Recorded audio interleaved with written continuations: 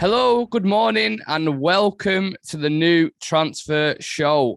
We are going to be doing this now up until the window closes. To get your weekly fix of transfers, there's only one place to be, and that is right here at Real Reds Talk. As you can see, I have my co-host alongside me to run through these transfer rumours with myself. How are you doing, Sam? You okay?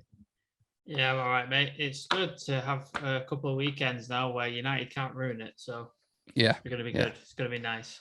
Nothing but transfer rumours now for the foreseeable. So, yeah, it's going to be interesting. Get absolutely annoyed with constant stuff. Yeah. Also, if you're new to the show or haven't subscribed yet, please click that button below on the right-hand side and drop a like on the video if you're feeling generous. Sam, we're going to start off with an article coming from Samuel Luckhurst. And it basically says, Manchester United do want a defensive midfielder. I thought I'd start with this because I know you love your talks about defensive midfielders.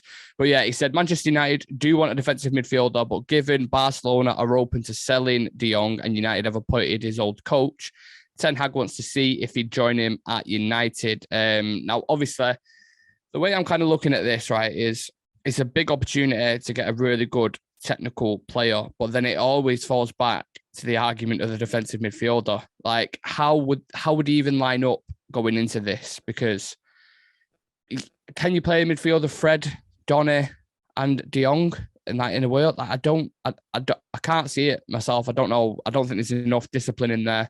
You kind of stopping De Jong doing what he's best at, and that's ball carrying. Really good dribbler. You want him in the final third, dictating play, pressing high up. And if you play him as a lone six, I think you take a lot of that away from him. The other thing to take into consideration is how much will we actually get him for, considering Barcelona are in debt. And I'm thinking, the price they're saying, I think it's 80 million euros or something like that, along the lines of that. 70, 80 million, yeah. Yeah, so 70, 80 million, but they need to sell. They are desperate to sell to get certain players signed on from loans or whatever it is, to knock a big wage off the bill and to sign other players. So we know they're desperate. So I don't think it would be a transfer that's going to be, kind of imminent and done like that. I think it will take a good few weeks to be back and forth with haggling. He's obviously got a great relationship with Erik Ten Hag, so I think that helps tremendously.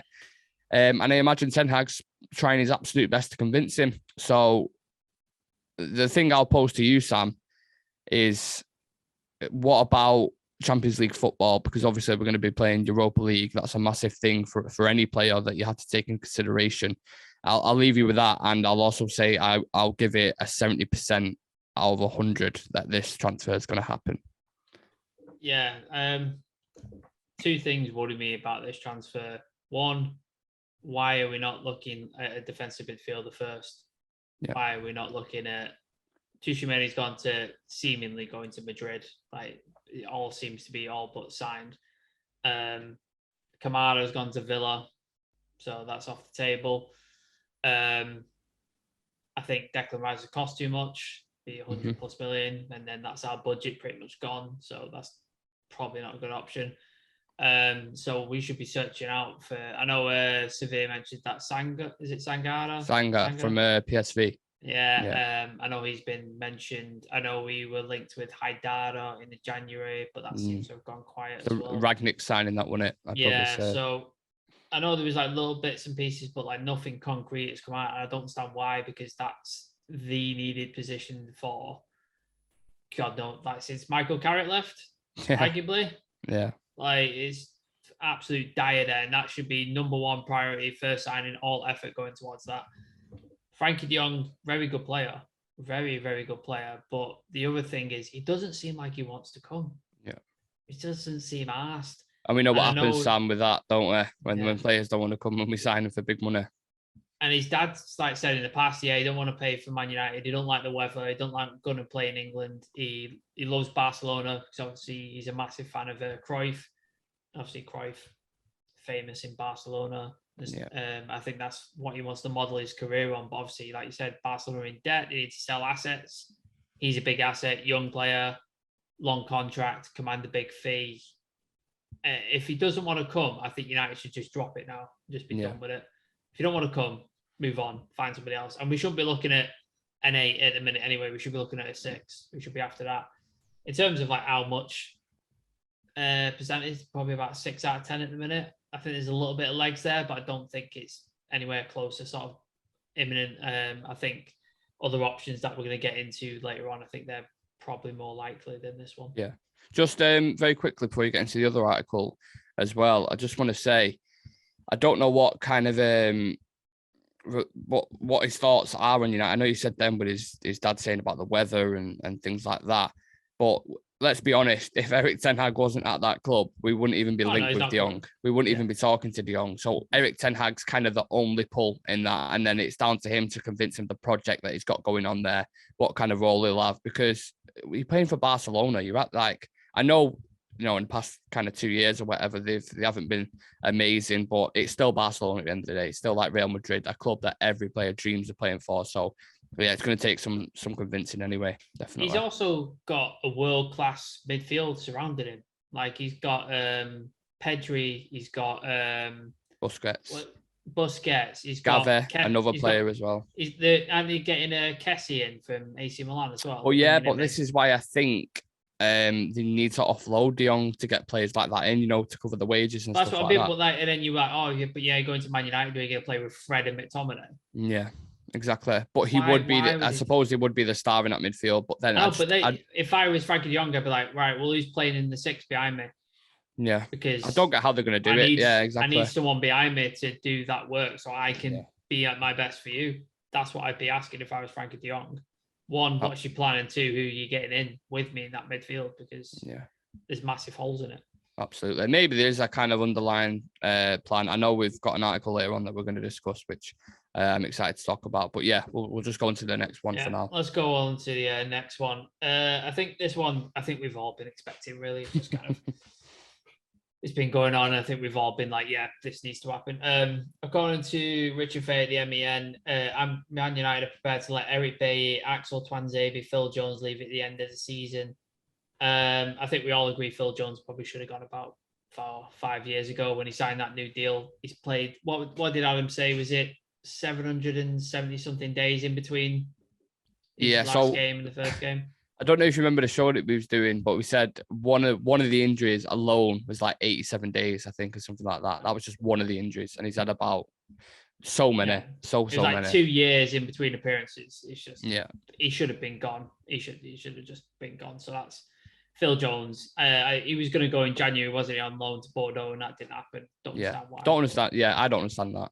No idea why. Axel Tuanzebe, I had high hopes for him. I thought he was going to be a great defender for us. Just doesn't seem to have worked out. He had that massive monster performance against Paris and then absolutely looked like shit in Istanbul. Just one of the worst defending displays I've ever seen. Went to Villa, didn't really work. Went to, was it Napoli in Italy? Yeah. Didn't really work. I think, time to let him go. I think that sort of ship sailed. And then Eric Bailly, I know you're a massive fan of him. I know you like him Waiting a lot. For that. Yeah, I like him a lot. I think he's absolutely mental. Like, he's nuts. But injury record is terrible. Like, I think he's missed... What's he missed now? How many months has he? Like, a lot of games. Like, this season hasn't been too bad, but the previous seasons, he was just not exactly... He's like Cavani, basically. But when he's fit, he's one of our best centre-backs, arguably. Yeah. Like, he's fantastic, but he's just not fit. He's made of glass. There was that falling out. I don't know if you read the Laurie Whitwell article on The Athletic. Mm-hmm. He sort of broke down all the Rangnick era, and apparently one of the things was Eric Bailly went on AFCON duty. Yeah, and got injured. Was it? Got injured, and then when they found out where he was in a different place to where he said he was going to be, and then he showed up late, like a few days after he was supposed to be back, and Rangnick tore into him in front of the team. So, I think his time is done at United, as sad as it'll be. Much like Marcus Rojo, like absolutely mental, but just not really. He was like another level kind of mental. Another level. Like, I saw him on the pitch a couple of days ago. He was on TikTok and he was smoking. Just sat down on the pitch, absolutely off his head. Apparently, they had a game against the opposition. I can't remember what team it was. And apparently he pulled the fire extinguisher off the wall and started throwing it at players and stuff. And it's just like... Doesn't surprise me. Nutcase. I think I was listening to Steve Howson, and apparently he rang his agent up because was it Neymar who had the documentary that came out on Netflix? Yeah. Yeah, and he rang his agent up and said, "Oh, can we speak to Netflix about getting a documentary made about me?" Maybe, you know what? It might bang. That might Oh, actually bang. I'd watch a reality show with him because it sounds Well, like absolute fucking mental. But yeah, yeah. I think it's pretty much nailed. I'd say 90% that they're all out the door in it.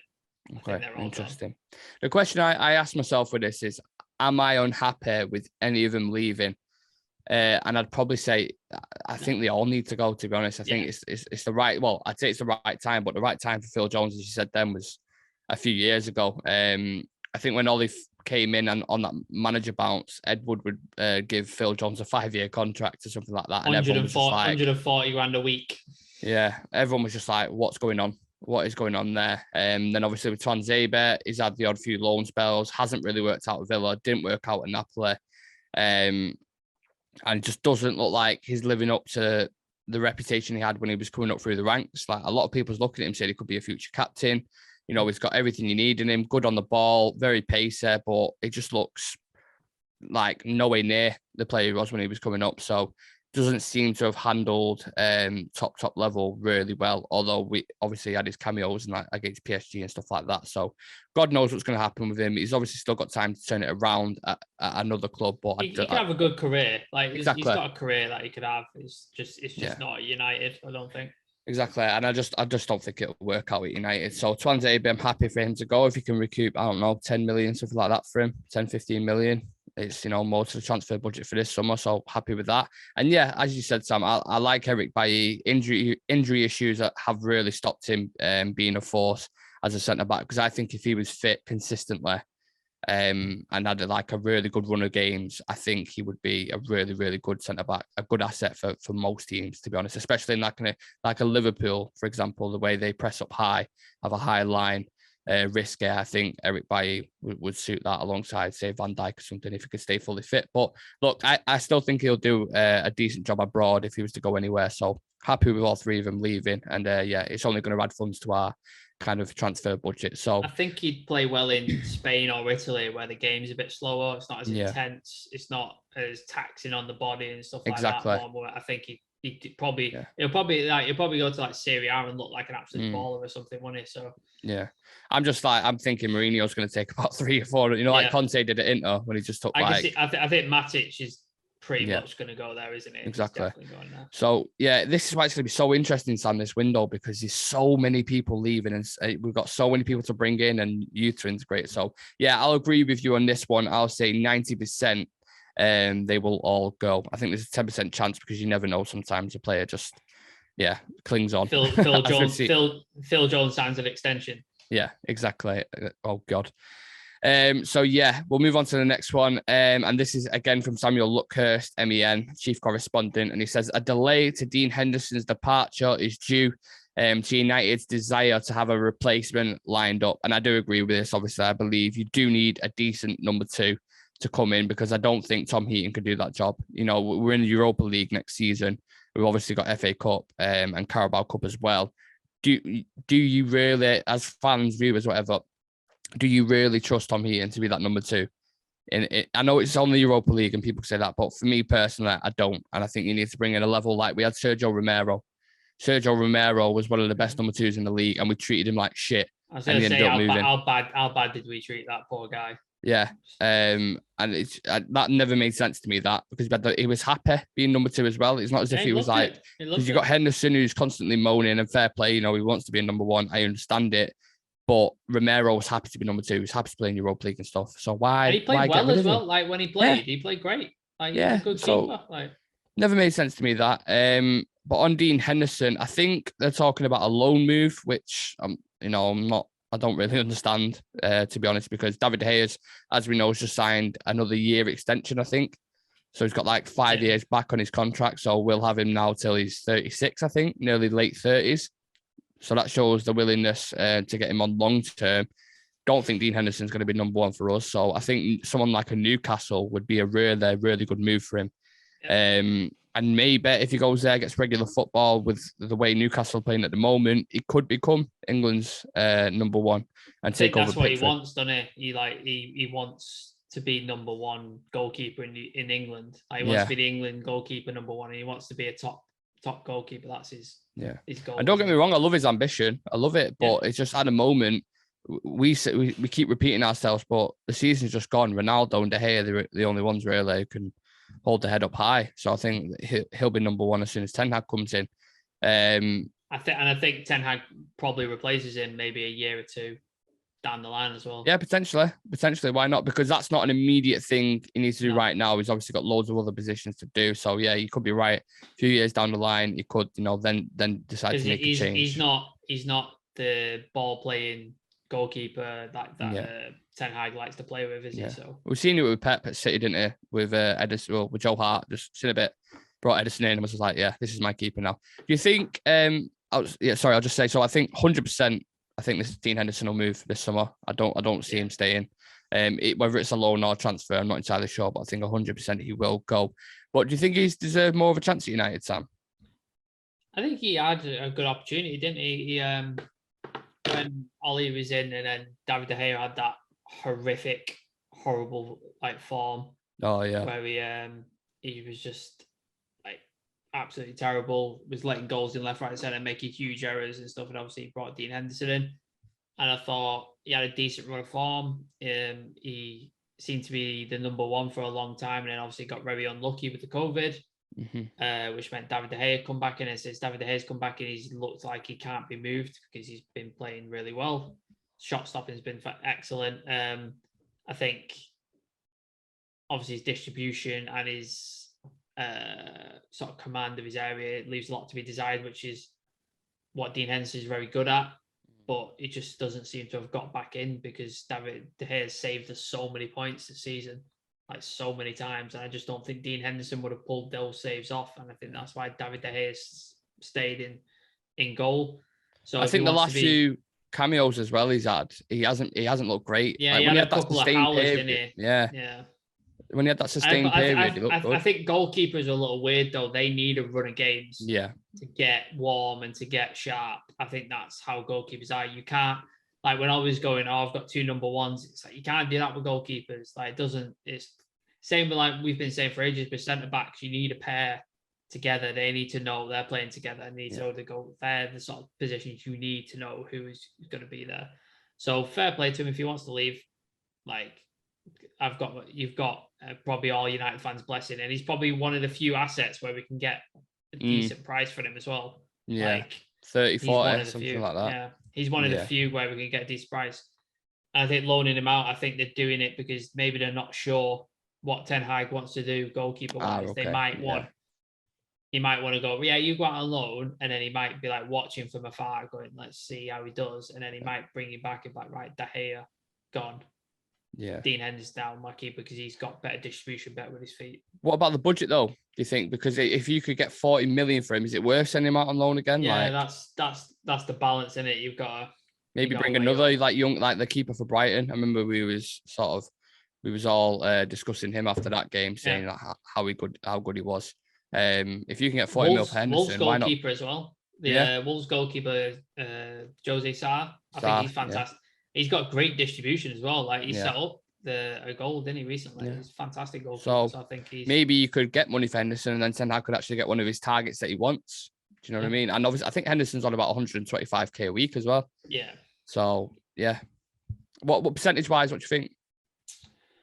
Well, but he got shot down. There was a load of stuff, wasn't there, about it saying, "Oh, it's almost done," and then Eddie Howe came out of the press conference and went, "Oh yeah, we're not looking at him. We're not signing him and stuff," and it seemed to have got shot down again, so it seemed to have died down. So in terms of a permanent deal, I don't think it's going to happen. A loan deal, 5 out of 10 at the minute. I think it's. If you're going 50%, it could happen. Maybe not. I'm not sure too much. Maybe over the next couple of weeks, it might develop a bit more, and we'll see what happens. Interesting. Yeah. Next. Did you give your rating? Yeah. So I said I think 100% he'll leave this summer. I think he'll go. Okay. 100%. I just said I don't know whether a permanent deal. Yeah, I said I don't know whether it'll be a permanent or loan, but I think either way he'll go. Yeah, so next story is Bayern Munich. I've got believed to be keeping an eye on Marcus Rashford. This comes from James Ducker in the Telegraph. Just in the event that other targets do not come off, but the player has his sights set on winning back his place under Eric Ten Hag. I know they're looking at Mane as well. That came out today, didn't it? Like, they think they can get him for 50 mil, and his wages wouldn't be that bad either. So they think. I think is Mane got like 1 year left on his deal? He's got. I think it's coming towards. It's either 1 or 2 years because so everyone was discussing Mo Salah, but no one mentioned. And Mane's the next one. Yeah. So, So I think they were looking at him as well. So maybe Rashford's the backup if they can't get Sadio Mane. For me, I think Rashford deserves another year under Ten Hag. I think every player gets one bad season. You're allowed one bad season, and then you can get another opportunity. He's still young. What is he, 24? Yeah, so he's still young. He's not in his prime yet. He had a fantastic season underneath Ollie when he came in. Van Gaal really liked him, obviously getting his debut. Mourinho liked him. He's a quality player. We've seen it. He scored goals. He scored important goals, assists. And he did it all injured with broken shoulder, back, ankle. He was better injured. Yeah, seemed better. But this season, he's just been... I think we said on the season review, he's one of the worst players in the team by far. I think we all voted Rashford as one of the worst players in the team. But I think he needs an opportunity under Ten Hag, and I think he'll get one this season. For me, he'd probably be about 1 out of 10. Really, I don't think there's any opportunity of him going anywhere unless something massively drastic happens in the summer. I don't think he's going anywhere. Yeah, I think I'd have to agree with that. First of all, it doesn't really surprise me that Bayern would be in for someone like Rashford if he's one of the guys that's on the list, maybe behind Sadio Mane or whatever. Because you look at what happened with Gnabry when I think he was at West Brom and then he went to Arsenal, and everyone was saying they don't really rate him. Like he didn't really look that great. And then Bayern Munich signed him, and look what he's done for them now. Scored some big goals for him. Looks like a really, really good player. So sometimes it's about taking the player out of that environment, putting him into surrounded by world-class players, a winning team, the right ethos. And I don't see any reason why, if Rashford was to go there, why he couldn't succeed, given the right sort of, platform to do so. However, I still don't think it'll happen. I agree with you what you said about Rashford. I want Rashford to have another year, like Luke Shaw. We said it like a few months ago, I think, when we were discussing it. They both deserve another year to see what they can do, because we've seen the level. It's just about maintaining that. We know they can get near a world-class level, but it's about maintaining it and having that consistency. And if Eric Ten Hag can get that out of him, then, I'm sure we'll all be buzzing to have that kind of Marcus Rashford back. I know he's currently out in America doing some extra fitness training or something like that. Yeah. So obviously trying to get a great... That's part of his problem, though. I think he tries too hard at times. You think? I think he's so worried about getting his form back and being the Marcus Rashford that he's been. He tries too hard, and then he overcomplicates stuff. We've seen it on the pitch. He'll get the ball, and then he'll have so many thoughts in his head, and he doesn't know which decision to make, and then makes the wrong one or doesn't do anything and loses the ball. Yeah, and it's just the same thing.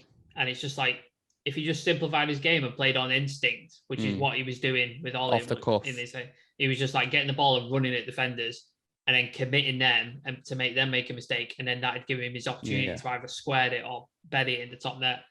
And I think that's what he's like at the minute. He's trying too hard, and then there's too many thoughts going on. And I think Ten Hag, if he's good as the coach as we think he is, I think he'll be able to simplify his game and just go, look, just focus on this part of your game. This is what you're good at. Focus on this, and he'll get it out of him, hopefully.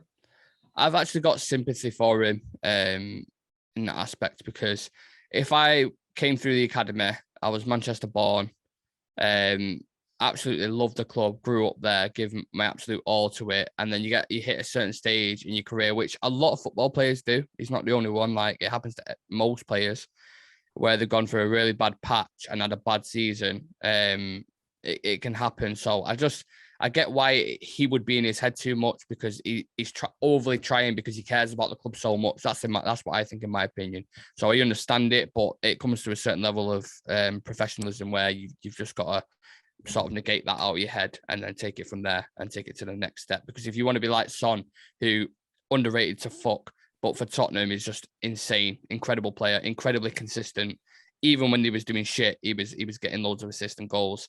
If you want to be that kind of level in the league and considered one of the best, consistency is the absolute element that you need. He's done it as well. He's done it. Like he had that season he had with Martial. He's done it before. Yeah, exactly. He's capable of it. So it's not like he's trying to attain something he's not done before. He can do it. He's done it. So it's just a matter of. I mean, for me, all it takes is for him to start the season right, score a few goals, and then the pressure will just be off him because everyone's like, he's back, you know, and he'll have a bit of confidence underneath him. So yeah. In terms of him going to Bayern Munich, I would give it a 10% chance. I think it's a very small chance. Anything can happen in the transfer window. We've seen that before, but yeah, I think he'll be under Ten Hag next season. Moving on. So this is a new kind of journalist who's, you know, developing a bit of a reputation. He's been getting quite a few things bang on at the moment. And it's Pletty Goal all over Twitter, like getting decent reports about him. So yeah, he's come out and said there is good contact between United and Christopher Nkunku. Get in. His management, it's said that United could make an official offer next week, although RB Leipzig still won't sell. United bosses rate him very highly. That bit I don't get because he wasn't really scouting him until Ragnick came in. I was going to say, didn't Ragnick go, oh, what's your profile on this? Oh, we haven't got one. Yeah. So how they rate him really highly, I don't know. But apparently they do. I know there's a bit of back and forth with this because Leipzig are saying they definitely won't sell, so they're putting up a bit of a front, which always ends up in United. I think Leicester put up a front with Harry Maguire, and we know what happened there. We ended up paying 80 million. Crystal Palace or Wan-Bissaka. Yeah, exactly. So they're playing hardball, but yeah, this is another one I don't think it'll be done straight away. I think it'll take a good few weeks because they're going to be tough with it. They're going to be firm. They're saying 60 million won't be enough. But I think he is worth 60, 70 million. A versatile player, can play in multiple attacking positions, can play as a 10, as a second striker, on the wings. Like he can play everywhere, even as an 8. So I think something like this, considering how many positions we've got to go for, I think he'd be perfect. And his stats in the league and even the Champions League, just I can't remember on the top of my head, but if you're watching this right now, just go look at his stats in the league. The guys, it's something like 23 goals in like and like 11 assists in 30 just, games. It's ridiculous, and he's got like 10 goals in the Champions League as well, I think. And his group, he had PSG and City in his group.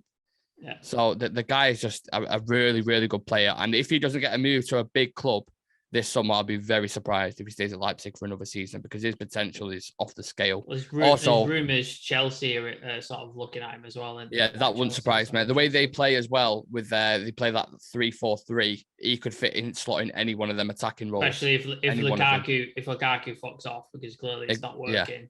Nkunku's a very good replacement. And this will be another statement for me as well. I think when the World Cup comes around in the season, he'll be a big feature in that. And he'll be a big player for him. Who's his nationality? France. Is he French? Yeah, French. And I know obviously they have attacking wise, they've got ridiculous depth, but that's how good I think he is. I think he'll be in that team. I think he'll have a big effect on him.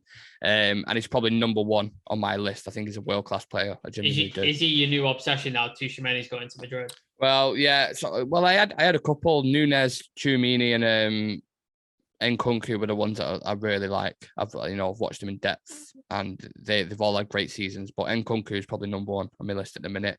Whether it's how much we need him or not is a different question. But if I'm talking Dreamland, what player would sign? I think arguably we need a striker. I think. Well, just attacker, and we need wingers as well. We need, you know what I mean. We need a winger, yeah. So he'd be like I think you mentioned on a previous video. We need players with versatility. Yeah, and I think that's why Timber's being linked quite a bit because obviously he plays like centre back, right back, defensive midfield. He can play a number of positions. You bring in Nkunku, like that's another guy who can play on the wing, play behind Ronaldo. He could play where Ronaldo plays. If Ronaldo's having a night off on Thursdays, which I think they should do. Exactly. He's a good option, I think. Scored. If he's going to cost 60, 70 million, then you've got to sort of weigh up. Do you go Darwin Nunez because he's about the same price? Or do you go? It's either one or the other with that. That's the thing. You can't get both for them. You can't get both for them. But no. I think he scored in the semis. Yeah, the semi-finals as well against Frankfurt in the Europa League. Or Rangers, it might have been. I can't remember. But yeah, in terms of will he go to United? If I had to give a percentage, I'd say I'm 50-50 on it at the moment. 50%. Yeah, I think I'm a little less sure. I think it's probably about 40%, 4 out of 10. I think he's one of those players. There's always these players every year that get linked to big clubs because they've had a fantastic season at. I don't want to. There's no disrespect to Leipzig and Benfica, but lesser teams. Like I know they're in the Champions League and they compete for titles and stuff like that. But like in terms of scale of club, yeah, I think he's one of those. Obviously, Timo Werner had that breakout career, ended up at Chelsea. It's not really worked, but yeah. Jadon Sancho, same thing, breakout in Dortmund, and then took 2 years to come to United. Kagawa. So I think there are. Remember Kagawa? Oh, mate, I think we misused Kagawa so badly. He was great for Dortmund. Fucking amazing for Dortmund.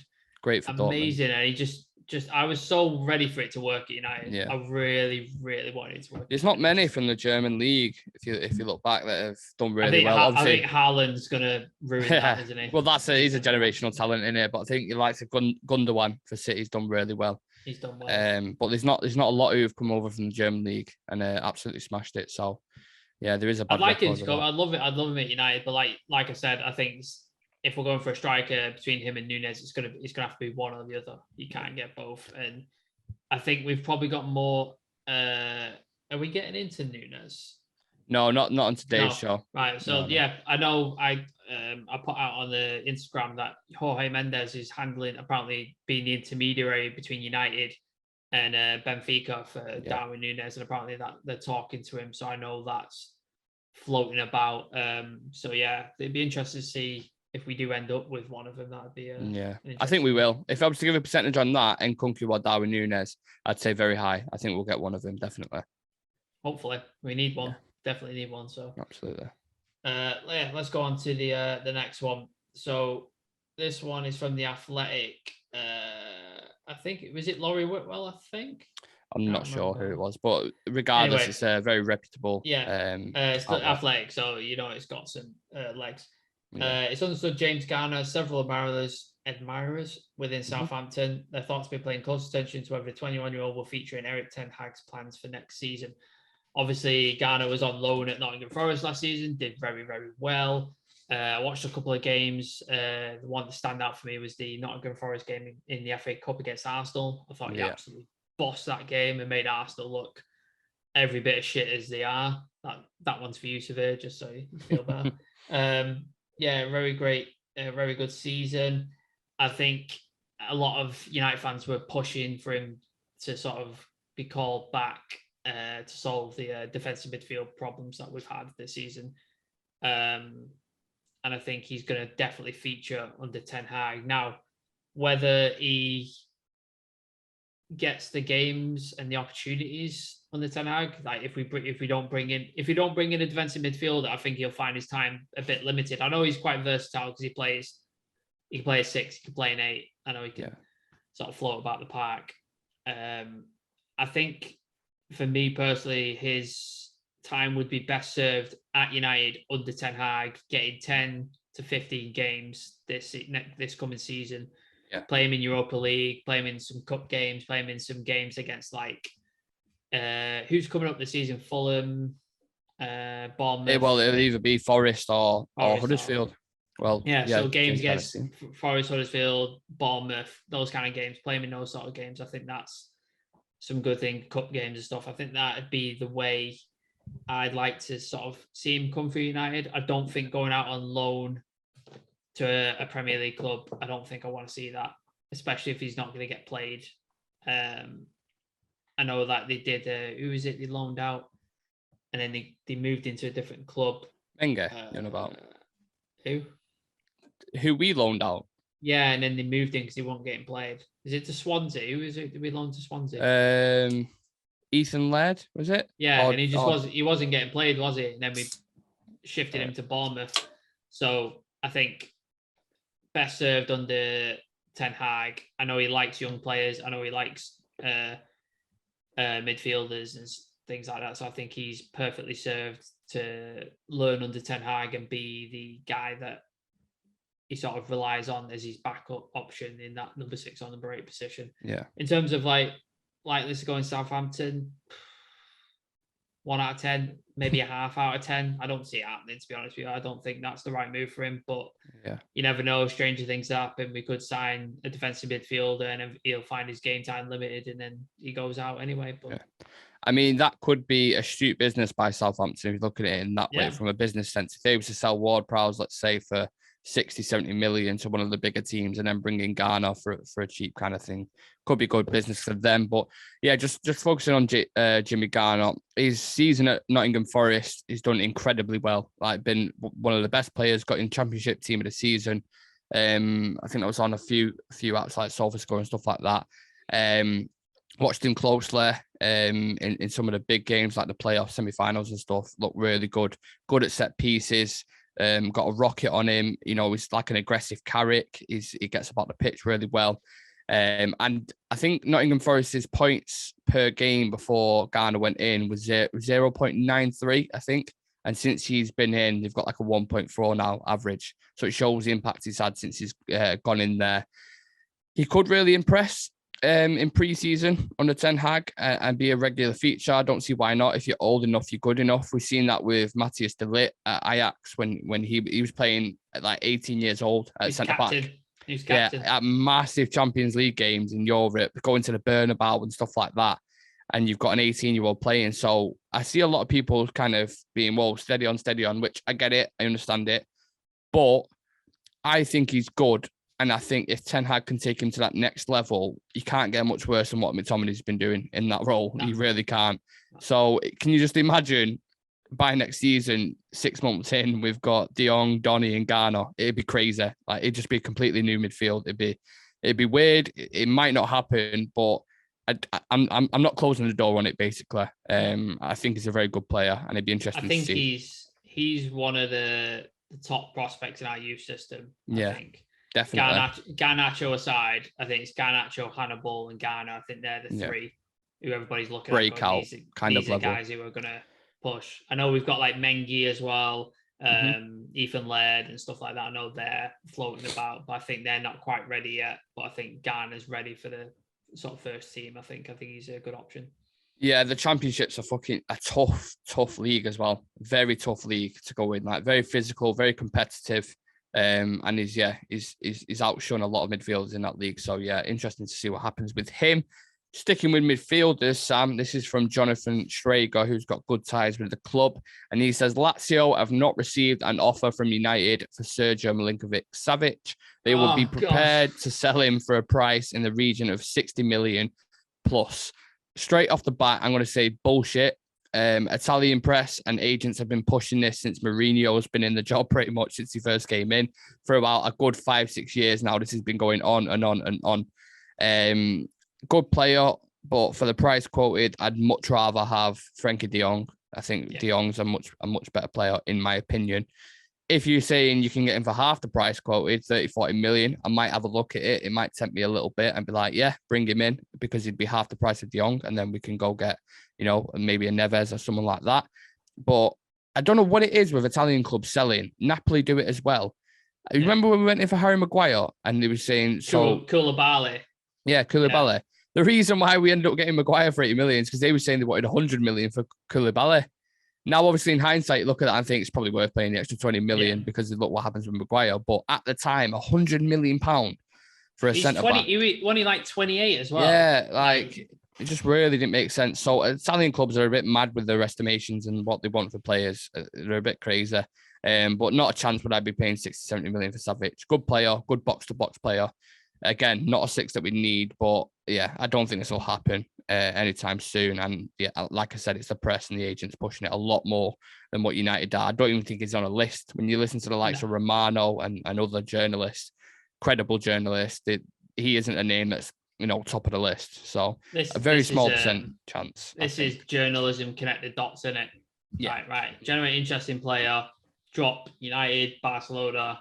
Real Madrid in, just drop those names in and then link that. It's just... I feel like they just kind of they scroll through who United's previously been linked with And they'd be like, right, we can really make a story on that, a big story. Like Mourinho, what he did 5-6 years ago. Why are you bringing him back to the thing? It's the Wesley Sneijder, isn't it, of this era? Like we were linked with Wesley Sneijder for about 10 years. Gaetan as well. Fergie Fergie made a comment once and saying, "Oh, yeah, I rate him. He's very good midfielder." And then for 10 years later on, every time he was moving clubs, United are in for him. They've signed him. He's got a It's like, for fuck's sake, like, just let it go. It's not happening. So I give it a 1% chance besides Savic. Yeah. If I'm being honest. It's not. I'd give it a 0 for good. It's not happening. He's not coming to United. Happily Clippers up if it happens. If he is, and we pay 70 million for him, Richard Arnold needs to fucking resign because sack him immediately. Stupid business. That's like, that's like paying another 20 million for Harry Maguire. It's just a stupid idea, absolutely stupid idea. Absolutely. I think that's it in terms of transfers, but we do have one more thing that I thought was quite interesting. Rio Ferdinand and John Terry had a bit of a spat on Twitter. So if you don't know the story, I'm sure everybody's seen it by now, but I'll just give you a recap just in case you haven't. I believe Rio was on with Virgil van Dijk on BT Sports, and they were discussing their top 5 centre-backs. And Rio put himself as number 1. I think he put Yapstam, Vidic. I can't remember who his 4th one was. And then number 5 Ramos, was it Ramos? And number 5 was John Terry. John Terry obviously saw his ass with this and tweeted, let me just get the tweet up. A fragile ego is putting yourself at number 1, Rio. Thanks for putting me in your top 5 with a trophy and a sort of thumbs up. John Terry then sort of responded with a bunch of stats with a graphic that was like before John Terry and after John Terry, and like before John Terry it was like Roberto Carlos, the most assists, most appearances, and all this stuff. And then John Terry was, and then he had some really weird stats, like most wearing of captain's armband in games. Yeah, like, what the fuck has that got to do with anything? Very strange stats. Why is that? Why have you put that as a stat down? That's the weirdest thing. And then he put this stat thing about goals and assists and the top centre backs or defenders. And so it's like, really well done, mate. But like when people look at centre backs, they don't look at goals and assists, mate. That's not what they're looking at for the centre backs. That's a weird flex to put on your thing. Rio then responded with, the moment one has to start pushing their own records and stats, it's really time to start addressing that fragile ego. You're lucky I put you in the top 5 after the racism case with my brother, so be thankful that you made it. And if you don't know, and I'm sure everybody does, John Terry was playing, was it QPR that Anton played for at the time? Yeah. Yeah, he was allegedly, and I use the word allegedly because he wasn't convicted, but he did receive a 4-game ban from the FA, so it's a little... I mean, you can see it on the video. You see it on the video, like, make up your own minds. 100%. But like, again, he wasn't actually done for it, which is legally where it stands. Allegedly. He did, but allegedly. And he changed his story several times once the video got released, saying, I was just repeating what somebody else said to make sure that absolute lying for his ass. And it's just been continuing on. People are just sort of jumping in and piling on. Obviously, John, like, if you want my personal opinion on John Terry, I think he's a horrible person. He's a horrible human being. He's a racist. He's shagged his teammate's wife. That's not allegedly, that's real. That's legit. Yeah. He also, just to give you a glimpse into the kind of character he is, at a final that in a Champions League final he was not playing in, he came in full kit with shin pads and boots on, sat on the bench, and he wasn't eligible to play. He also then in another final put himself for the goal scoring opportunity in the penalty shootout and then missed the penalty because he took it away from Solomon Kalou. He probably would have scored arguably because he's a striker, and missed the penalty and then cried for about 3 weeks about You're going to make a lot of Chelsea fans angry, Sam. I don't give a shit. Fuck Chelsea.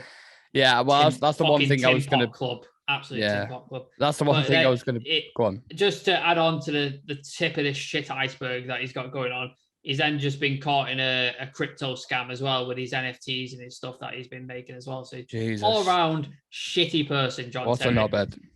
And if you're getting so bent out of shape that a defender who's won more, better than you, done more than you will ever do in your career, John Terry, successful defender, no doubt about it. But Rio is one more. Facts. That's just the way it is. Fact is one more. I think you need to just keep your thing. Now, you don't see any other players getting bent out of shape every time. Like Rio does this stuff all the time. He ranks players. Pundits do it all the time. Paul Scholes done it. Roy Keane's done it. Mika Richards done it. Gary Neville's done it. Jamie Carragher's done it. Nobody else goes, why was I not in the top 5? Why was I not? And it's just another example of John Terry being a shit person. And honest to God, I wish he'd just fuck off, because he annoyed the hell out of me when he was a player, and he annoys the hell out of me now, and he's not even playing anymore. So yeah. That's my little rant on John Terry. Yeah, the one thing, well, there's a few things I wanted to say on that. The first thing that sprung to my mind as soon as you mentioned Rio and Terry, I just thought of Moscow straight away, him slipping on his ass and missing that penalty. Fantastic. I was just like, that must still be hurting him to this day, I imagine. Well, that's the penalty thing that he decided he was going to take the final winning penalty away from Solomon Kalou, and fucked it. The other thing I wanted to say as well, like, let's not pretend Rio Ferdinand hasn't done stupid no, definitely shit. Not. Yeah, definitely not. Rio's not clean of this at all. Yeah, but if he was to have a fuck up, like a tournament of who's done the most fuck ups, I think John Terry certainly wins that. I also think racism trumps. Oh yeah, a lot of other stuff. Yeah. That's why I'm saying John Terry would win it. The things he's done, he's just a fucking idiot. As a player, just a pure player, he was, one of the best centre backs to play in the Premier League, no doubt in my mind. It's an argument, to competing with others. As United fans, we're always going to say Rio Ferdinand. I think Rio Ferdinand is anyway. But the stats you mentioned about the captain's armband and stuff like that, like, maybe it shows consistency, but that's about it. Like, you're not bringing genuine stats to the game when you're talking about shit like that. So that made absolutely no sense. Obviously, he's having a bite because he was pissed off that Rio's did he put him 5th? Something like that? Yeah, 5th. Yeah, put him 5th. So he's damaged his ego and he's thinking, I'm not fucking 5th. I should be 1st or whatever, blah, blah, blah. But I'm sure if it was, flip the situation around and he was doing analysis, he'd probably put himself in top 3, let's be honest. Because every centre-back at that level has a certain ego about themselves. If you don't, then, you're not going to make it at the top level. So I think there's obviously a reason why Rio is on TV being a pundit and John Terry isn't. Yeah. Because he's not a likable person. He's not a likable human being. People can't relate to him. Again, I know what Rio has done. Not saying it's a good thing. It's a shitty thing that Rio has done also. But to racially abuse a fellow professional on the pitch and then lie about it is lower the low. That is, and to shag your teammate's wife. Like, that's another thing. That's another thing. But like, what another? On camera, you're on camera. These games are televised, and you're racially abusing a player. Like, even Luis Suarez should get a fucking podcast together. Yeah, the Racist Twat podcast. Racist Twats. Yeah. But, yeah. I just thought I'd wrap that up because I thought it was an interesting little spat, and it was obviously United related because Rio was involved. Yeah. But, we love you, Rio. We love you, Rio. We've got your back, bro. Don't worry. If we're gonna rank centre backs, every United centre back, barring our Barry, gets in before John Terry. Yeah, so. Yeah, absolutely. I'll put Sylvester on there. Fuck it. That is fortune. Yeah. Keep them coming. That is the end of the transfer show, guys. As I said before, we are going to be doing this now every Friday pretty much to give you the weekly update. So if you need your transfer fix, head over to Real Red Stalk, hit that subscribe button and like the video. Follow us on socials as well if you like. Just type in Real Red Stalk on TikTok, Twitter, Instagram, Facebook, anywhere, and you should be able to find us. Thank you, Sam, for joining me. It's been an absolute pleasure. Before we go on. Go watch our season review. We put that out yesterday. It's a very good video. A lot of laughs after an absolutely shitty season. So we sort of cleansed ourselves of the season, got out of our systems. Everybody on the show, apart from Adam, we all know why. So go check that out. There's also, what was the other show we did? Just give me 1 second. Start, bench, or sell. Go watch that video. Also, very good, funny video. We Nick, Shreyas, and Adam do rounds of 3 players in each round, and it gets more difficult as they go on. They have to start, bench, or sell one of them. And let's just say they get one of them wrong. I knew he was going to bring that up. Let's just say that. Also, somebody benches Skulls. So go watch that and find out who it is, because that's an utter disgrace. Fucking nightmare. I can't believe it. Go watch those videos, because they're really, really good videos. Absolutely. Yeah, and that's it. We will see you in the next one, guys. The schedule should be up on Monday, to let you know what content's coming. Loads of stuff to come. Obviously, loads of stuff surrounding Manchester United, and there's only one place to be. That's Real Reds Talk. So thank you for watching. Thank you again for joining me, Sam, and we will see you in the next one. Peace.